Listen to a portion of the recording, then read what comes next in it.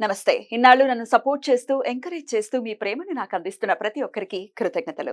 అలాగే ఈ వీడియో కూడా ఖచ్చితంగా మీకు ఉపయోగపడుతుంది. లైక్, షేర్ అండ్ సబ్స్క్రైబ్ చేసి మీ సపోర్ట్‌ని నాకు అందించండి. అలాగే ఈ వీడియో పట్ల మీకున్న అభిప్రాయాన్ని కామెంట్ సెక్షన్‌లో కామెంట్ చేసి తెలియజేయండి. ఇప్పుడు వీడియోని చూద్దాం. నమస్తే, వెల్కమ్ టు అవర్ ఛానల్. నేను పద్మిని. ప్రస్తుతంతో పాటు ప్రముఖ ఆధ్యాత్మికవేత్త, వాస్తు జ్యోతిష పండితులు, లలిత ఉపాసకులు, వాస్తు జ్యోతిష శిక్షణ నిపుణులు బ్రహ్మశ్రీ నానాజీ పట్నాయక్ గారు మనతో పాటు ఉన్నారు. మాట్లాడదాం. సార్ నమస్తే. సార్, శుక్లపక్షంలో కొన్ని తిథులకి, బహుళ పక్షంలో కొన్ని తిథులకి ఖచ్చితంగా ఒక ప్రాముఖ్యతనైతే మన సనాతనం ఖచ్చితంగా, శాస్త్రం అయితే ఖచ్చితంగా మెన్షన్ చేస్తుంది. అందులో వాటిలో ఏకాదశులు ఎలాగో వాటి వైశిష్ట్యాన్ని ఎలాగో చెప్తూనే ఉన్నాము. అష్టమికి కూడా డెఫినెట్ గా చాలా చాలా, అటు శుక్లపక్ష అష్టమిని దుర్గాష్టమిగా చాలా మంది జరుపుకుంటారు, బహుళపక్ష అష్టమినేమో కాలాష్టమిగా జరుపుకుంటారు. ఈసారి మరి వచ్చేటటువంటి ఈ అష్టమి శనివారం వస్తోంది. ఈ అష్టమి శనివారం రావటానికి ఏమైనా అంటే పవర్ఫుల్ డేగా కన్సిడర్ చేస్తుందా శాస్త్రం? ఆ రోజున ఎటువంటి కష్టాల నుంచి బయటపడటం కోసం కాలాష్టమిని శనివారం రాత్రి సమయంలో వస్తుంది అష్టమి. ఇది 27వ తేదీ రాత్రికి వస్తుంది. అర్ధరాత్రి ఉండాలి ఖచ్చితంగా ఉంటుంది. అండ్ అట్లాగే అశ్విని నక్షత్రం ఉంటుంది ఆ టైంలో. అశ్విని నక్షత్రం వచ్చినప్పుడు, అష్టమి వచ్చినప్పుడు, ఆ శనివారం రాత్రి అయినప్పుడు అది ఇచ్చే రిజల్ట్స్ ఏమిటి, ఇది చేసుకోవడం ద్వారా ఒక్కొక్క పూజ కానివ్వండి, ఒక్కొక్క తిథి రోజు చేసే కార్యక్రమాలు ఏవైతే ఉంటాయో మనం ఖచ్చితంగా ఒక రిజల్ట్ 100% వచ్చి తీరుతుంది దానివల్ల. అదేమిటి అంటే పర్టికులర్గా మీకు పక్ష అష్టమైనా కృష్ణపక్ష అష్టమైనా కానీ తిథి దేవతల్లో ఒక్క అష్టమికి మారినటువంటి తిథి దేవత త్వరితాదేవి. ఆవిడ ఒక్కరితే ఉంటుంది, అటైనా ఇటైనా కానీ త్వరితాదేవి ఉంటుంది అష్టమికి. వేరే వేరే వారితో మారుతూ ఉంటారు. ఎవరి త్వరితాదేవి? త్వరితాదేవి అంటే అమ్మవారి యొక్క దీంట్లో ఒకరు, పరివారంలో. ఈ తిథి నిత్యా దేవతల్లో ఒకరు. ఇంకా కరెక్ట్ చెప్పాలంటే తిథులకు ఒక్కొక్క దేవతలు ఉంటారు, అష్ట దేవతలు. అందులో ఒక దేవత అనమాట. మిగతా తిథులకి దేవతలు మారుతారా? మారిపోతారు. ఒక్కొక్క తిథికి ఒక దేవత ఉంటుంది. అంటే జనరల్ గా కూడా మారిపోతారు, కానీ అష్టమికి మాత్రం అటు ఇటు ఒకరే ఉంటారు, శుక్ల పక్షానికి కానీ కృష్ణ పక్షానికి కానీ. అయితే ప్లానటరీ పొజిషన్స్ కనుక తీసుకుంటే రవి నుంచి దశమంలో ఉంటాడు చంద్రుడు. కర్కాటక రాశిలో రవి ఉంటే అశ్విని నక్షత్రంలో మధ్యాహ్నం పూట వస్తుంది, సంథింగ్ ఆ టైంలో వస్తుంది, మేషంలో ఉంటాడు. సో ఏంటి, ఇది ఎక్కువగా కెరియర్ గురించి ఎవరైతే ఇబ్బంది పడుతుంటారో, అంటే ఇంటర్వ్యూస్ కి వెళ్తున్నామండి కానీ సెలెక్ట్ అవ్వలేకపోతున్నాము, ఎందుకంటే రవి నుంచి 3లో కేతు ఉన్నాడు. ఇప్పుడున్న ప్లానటరీ పొజిషన్స్ 3వ స్థానం అనేది ఇంటర్వ్యూస్, ఎవరితోనైనా మాట్లాడడం. ఇంటర్వ్యూ మీకు సక్సెస్ అవ్వలేకపోతున్నా 3rd హౌస్ లో ప్లానెట్ అయితే ఇబ్బంది ఇస్తుంది మీకు. కమ్యూనికేషన్ కదా. ఇప్పుడు ఇంటర్వ్యూకి వెళ్ళినప్పుడు వాళ్ళు ఏంటి అడుగుతారు, రెజ్యూమ్ చెప్పండి, కాన్ఫిడెంట్ గా మాట్లాడు. 3rd house is confident, 3rd house is communication. So 3rd house కనుక ఎవరికైనా పాడైందంటే వాళ్ళు ఇంటర్వ్యూ సరిగ్గా మాట్లాడలేరు కానీ వర్క్ బాగా చేయగలుగుతారు. ఇప్పుడు ఏంటంటే 10th హౌస్ బాగుంది అనుకోండి, వర్క్ ఇంకా అద్భుతంగా చేస్తారు కానీ మాటల దగ్గరికి వస్తే మాట్లాడలేరు. ఎంతో కొంత మనం మాట్లాడాలి, ఎందుకంటే వాళ్ళు దాన్ని చూసి వాళ్ళు తీసుకుంటారు కదా, అబ్బాయి నేను పెద్దగా మాట్లాడలేదు కదా అనిపిస్తూ ఉంటుంది.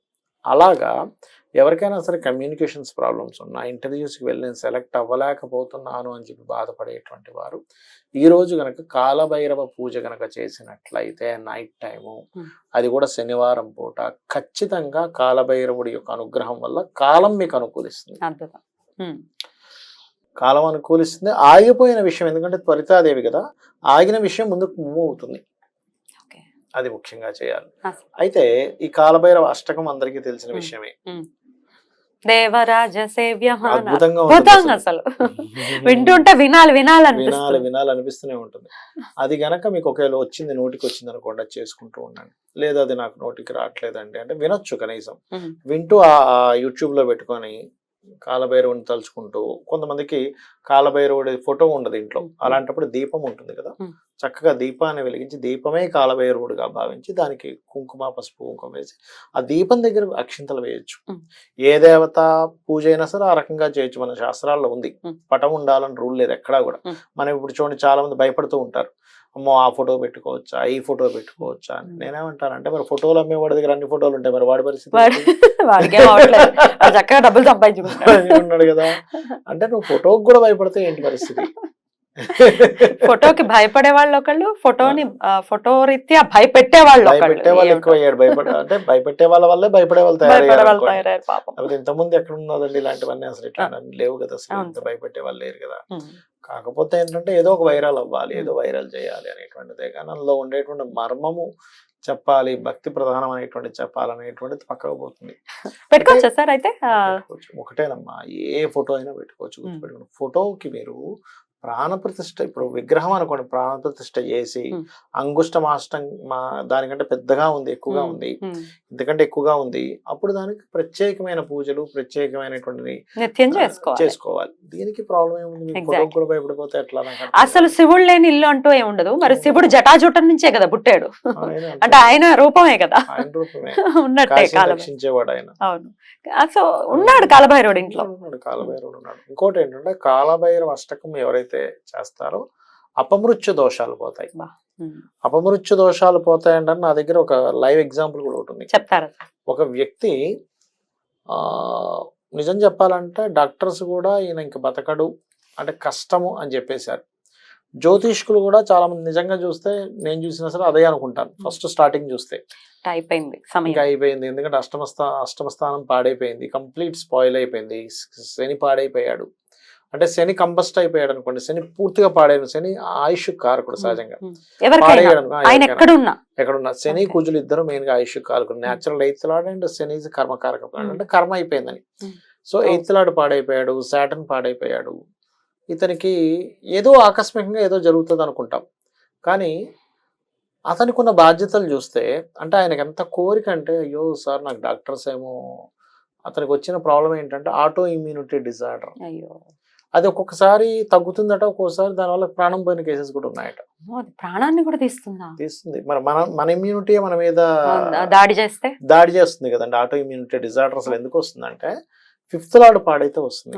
పంచమ స్థానాధిపతి గనక ఏదైనా పాపగ్రహంతో 4వ ఆధిపత్యంతో కలిసి వచ్చింది అనుకోండి, ఇక్కడ అతని ఇమ్యూనిటీ ఆయన మీద వార్ చేస్తుంది. అట్లా ఏంటంటే అతని ఇప్పుడు ఇమ్యూనిటీయే ఫస్ట్ పనిచేస్తుంది మన మీద, మెడిసిన్ కంటే ఇమ్యూనిటీ పనిచేస్తుంది, రక్షిస్తుంది. ఆటో ఇమ్యూనిటీ డిజార్డర్ వస్తే ఏంటి పరిస్థితి? అతని ఇమ్యూనిటీ ఆయన ఇబ్బంది పెడుతూ ఉంటుంది. స్కిన్ డిసీజెస్ ఎక్కువ చూస్తూ ఉంటాం, auto immunity disorders, skin diseases వస్తూ ఉంటాయి. ఇలా ప్రాణాంతకం అవుతుంది, ప్రాణాంతక సంబంధించిన కేసెస్ కూడా నేను చూసాను. అంటే మా అబ్బాయికి ఇవాళ పొద్దున కూడా ఒక కేసు, ఇవాళ పొద్దున కూడా జస్ట్ 18 years అబ్బాయికి ఆటో ఇమ్యూనిటీ డిజార్డర్ తో చనిపోయాడు. వాళ్ళు చెప్పడం ఏంటంటే, అంటే మేము మన కరోనా వచ్చినప్పుడు కూడా కాపాడుకున్నాం మా అబ్బాయిని, దాని తర్వాత ఆటో ఇమ్యూనిటీ డిజార్డర్ చనిపోయాడని చెప్పారు. అరే కొంచెం ముందు చెప్పుంటే కాలభైరవ అష్టకం చదువుకుంటే మనిషి బతికేవాడు కదా. అంటే ఏమిటంటే కాలము ఎలాంటి పరిస్థితి వచ్చేసిందంటే, కాలం నీకు అనుకూలించట్లేదు, అప్పుడు కాలభైరవుడిని పట్టుకోవాలి.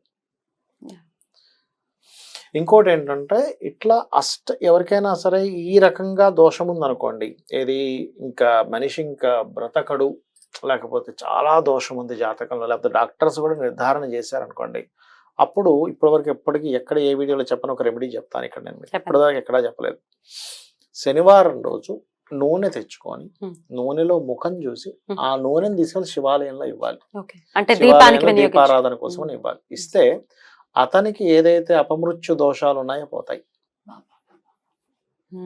ఎంత నూనె తీసుకోమంటారు? ఎలా ఒక గిన్నెడు, 1 కిలోనో కిలోన్నర తీసుకోండి, 1 లీటర్ తీసుకోండి, లీటర్ నూనె. అయితే ఈ నూనెలో చూసే ముందు కాలభైరవ అష్టకం చదువుకోవాలి.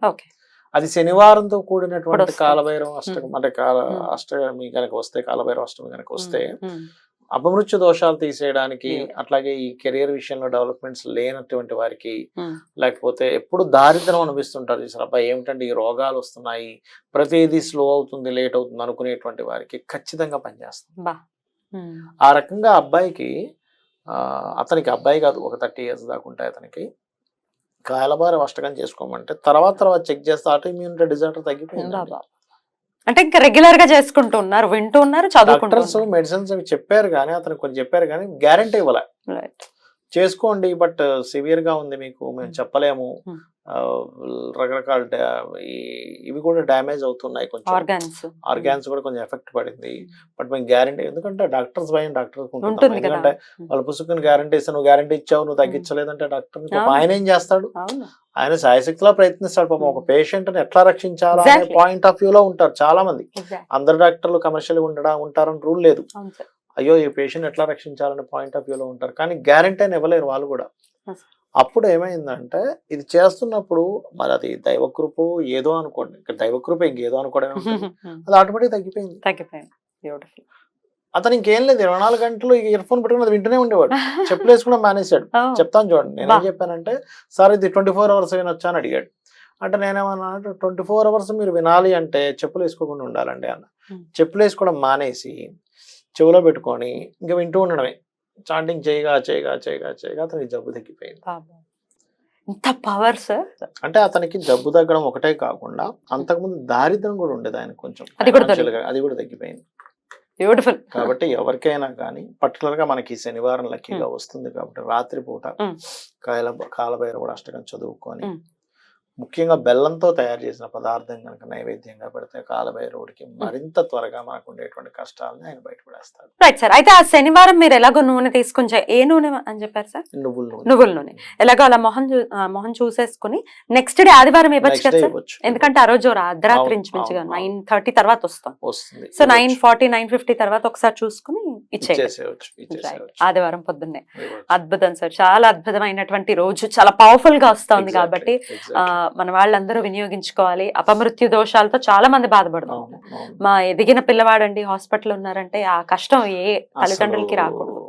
పొద్దున్న మీకు చెప్పాను కదా, ఆ తల్లి మాట్లాడుతుంది. Right sir. అయితే ఇట్లాంటి పరిస్థితుల్లో ఉన్న వాళ్ళకి నెక్స్ట్ ఎవరికైనా ఇలాంటి పరిస్థితి ఉంటే వాళ్ళకి ఉపయోగపడుతుంది. డెఫినెట్ గా వినియోగించుకోవాలని మనవి చేస్తూ చాలా చాలా అద్భుతంగా వివరించారు సార్. కృతజ్ఞతలు. నమస్కారం సార్. శ్రీమాత్రే నమః.